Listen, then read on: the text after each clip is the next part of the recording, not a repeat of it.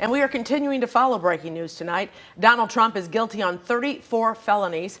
The historic decision handed down by a jury in New York City today. Trump and the district attorney giving comments after the verdict. Plenty of reaction tonight coming in from across the Chicago area and around the country.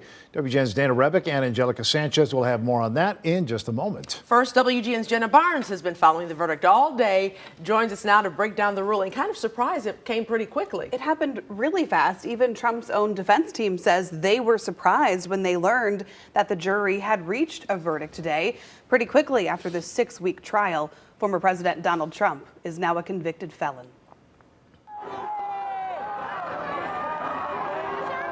Former President Donald Trump raising a fist to a shouting crowd gathered outside Trump Tower in New York, mere hours after he became the first American president convicted of a crime. The only voice that matters is the voice of the jury, and the jury has spoken. This is the verdict sheet from the jury of Trump's 12 peers, who unanimously found him guilty on all 34 counts of falsifying business records. The charges stem from the reimbursement of hush money paid to adult film star Stormy Daniels in what Manhattan District Attorney Alvin Bragg argued was a conspiracy to bury stories about Trump's extramarital affairs to influence the 2016 presidential election. While this defendant may be unlike any other in American history, we arrived at this trial and ultimately today at this verdict in the same manner as every other case that comes through the courtroom doors, by following the facts and the law and doing so without fear or favor. The jury reached its verdict on the second day of deliberations after asking to hear again parts of the judge's instructions for them and key pieces of testimony from 2 of the trial's 22 witnesses, former National Enquirer publisher David Pecker and former Trump fixer Michael Cohen. The real verdict is going to be November 5th by the people. Minutes after his conviction, Trump spoke publicly, once again claiming without evidence the trial was rigged. We didn't do a thing wrong. I'm a very innocent man, and it's okay. I'm fighting for our country. I'm fighting for our Constitution. Our whole country is being rigged right now. This was done by the Biden administration. The Biden-Harris campaign reacting to the jury's verdict in a statement, saying, "In New York today, we saw that no one is above the law." Donald Trump has always mistakenly believed he would never face consequences for breaking the law for his own personal gain. But today's verdict does not change the fact that the American people face a simple reality. There is still only one way to keep Donald Trump out of the Oval Office: at the ballot box. Convicted felon or not, Trump will be the Republican nominee for president. Republicans plan to make Trump's nomination official during the Republican National Convention in Milwaukee, which begins July 15th. 4 days after the date now set for his sentencing in this historic case. As for that sentence, the judge could sentence Trump to up to 4 years in prison or just probation or a fine. Trump's team already saying they will appeal this, and we'll hear from his lead attorney, Todd Blanche, coming up tonight at 10. All right, a lot more to say about this, Jenna. Thank you. President Biden and his family in Delaware this morning to mark a somber anniversary. It is the 9th anniversary of his late son, Beau Biden's death. Family attended private church services and then gathered at the cemetery where Beau was laid to rest. Beau, Delaware's former state's attorney, died of brain cancer at the age of 46. After the service, the president paid his respects at Veterans Memorial Park. The Bidens are staying in Delaware tonight and will return to D.C. tomorrow. Plenty of reaction here at home to the Trump guilty verdict. State and city leaders, former politicians, all speaking out. Our team coverage continues tonight with WGN's Angelica Sanchez live downtown with more. Angelica.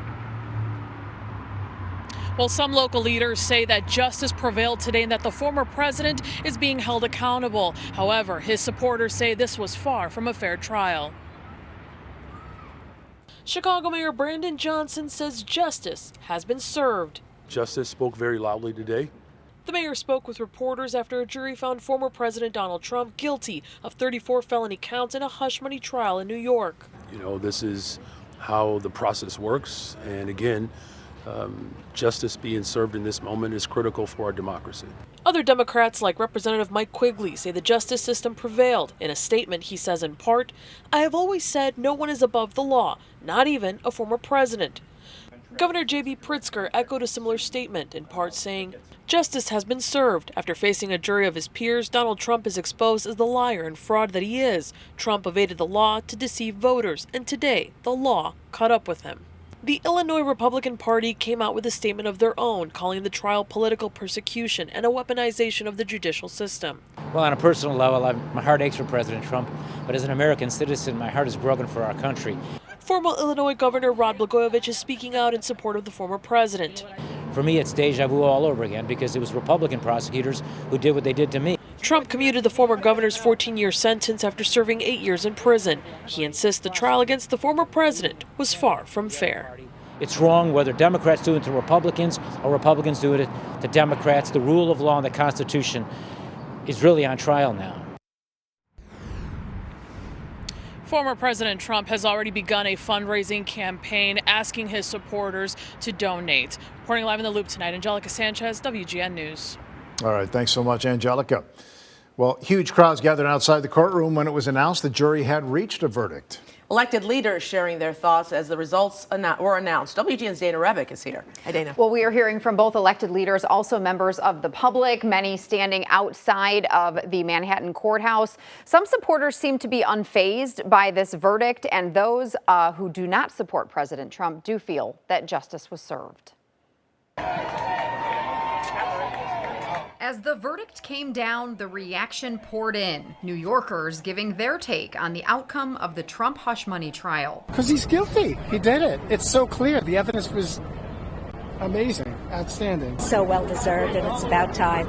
I bet a girlfriend of mine $100. She said they'd never catch him. Of course, we still have appeals and all that. But yay, go. Lock him up, as he likes to say. From Manhattan to Mar-a-Lago, where Trump supporters gathered, many saying the verdict does not change their feelings about the former president. It doesn't affect it in one way at all. Nothing. There's no thought process. We're voting for President Trump. That's it. Others near Trump's Palm Beach resort feel otherwise. There's so many other horrible things he's done and lied about and put the country through, and it's divisive. And I just think it's important to come out here to let them know and to let him know that he lost the popular vote twice, and so more people dislike him than like him here in this country. Trump's former lawyer Michael Cohen, who testified during trial, said on X, "Today is an important day for accountability and the rule of law. While it has been a difficult journey for me and my family, the truth always matters." And House Speaker Mike Johnson released a statement saying, "Today is a shameful day in American history." Democrats cheered as they convicted the leaders of the opposing party on ridiculous charges predicated on the testimony of a disbarred convicted felon. This was a purely political exercise, not a legal one. Justice has been prevailed. He's guilty. As sentencing and the prospect of a prison sentence loom, today's historic events evoking reflection from this voter. Yeah, I am feeling emotional because I have 6 grandchildren, and I want the United States to be for them what it was for me, which, is a baby boomer, which is growing up with presidents that you can admire and feel safe with and look up to. Another point that we heard many people make today, the shock that someone convicted of 34 felonies could actually run for president. A lot of these folks said, you know what, if we had that many felonies on our record, we couldn't apply for a normal job. So not at all. We heard that a lot. All right, thanks, Dana. Yep. Donald Trump is still facing 3 additional legal cases. The first, January 6th federal election interference case. There he's facing a 4-count indictment, including conspiracy to defraud the government and obstruct official proceedings. A trial has been delayed while the Supreme Court weighs whether Trump is immune from prosecution, and that ruling likely not coming until the end of June. In the Mar-a-Lago classified documents case, there are 40 felony charges against him. Federal prosecutors say Trump improperly took sensitive documents from the White House to his Florida residence. He's also accused of trying to conceal those actions. Trump and his aide have both pled not guilty.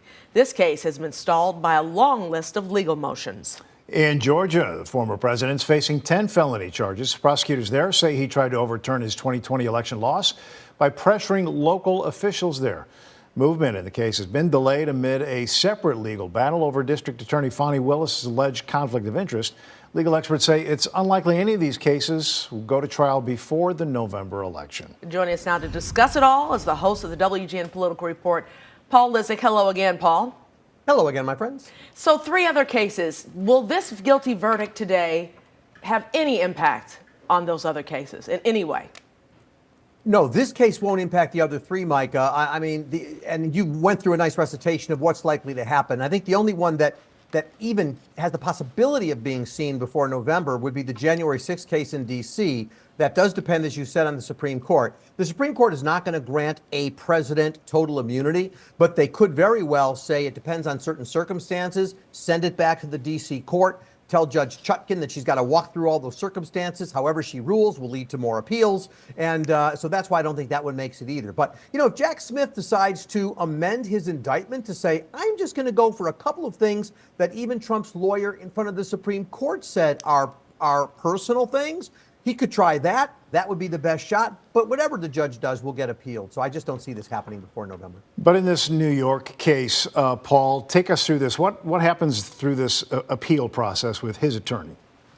So the next thing that happens, as you know, is the sentencing on July 11th. Before that time, there will be somebody from the probation office who writes a report. The report doesn't make any recommendations about what the sentence should be. It's just a report. Every prisoner, every criminal defendant goes through that, and the judge will get a copy of that report along with sentencing memos from the prosecution and the defense. The prosecution probably saying, look, he needs to get 4 years. I don't think the prosecution will ask for 4 years, which is the maximum prison sentence times 34. They may very well, be reasonable or realistic and say, look, we just think he ought to have a certain period of home confinement. We'll see. The defense, of course, will say that his record is clean and he shouldn't face anything. So there will be that. Once he is sentenced, if that actually happens on July 11th, then appeals will be filed. He cannot file an appeal in New York until he is sentenced. So immediately after that, watch for the appeals to hit, and that, of course, will take a significant amount of time. Dana Rebick, mentioning a lot of the people that she talked to today, said, if I was a convicted felon, no way could I run for president. And he can still vote. Break that down for us. Federally, he can still run for president, but as far as the states are concerned, has to do with how he can vote, right? Yeah, that's exactly right, Micah. I mean, as president, the Constitution says, are you 35? Were you born here? Have you lived here for 14 years? All that, yes, you get to be president. Truly, the only restrictions at all. With regard to the voting, you kind of made an interesting point there, because in this situation, we'd have to look at state law. Under New York state law, he technically would not be able to vote for himself as a convicted felon once he starts serving a prison sentence or could be facing the sentence. But he's a resident of Florida now, not New York. Now, in New York, he wouldn't be allowed to vote based on the laws in Florida, he wouldn't be allowed to vote based on the laws of New York. But in about, I think it's 2 weeks, Florida is going to convene its legislature, and the governor and the legislature, I assure you, are going to pass a law that basically gives him a pass and will allow him to vote in the election in Florida where he's a resident. Paul, talk about how President Biden goes forward now in light of this guilty verdict here, 34 counts. He's tried to keep his distance during Trump's legal troubles.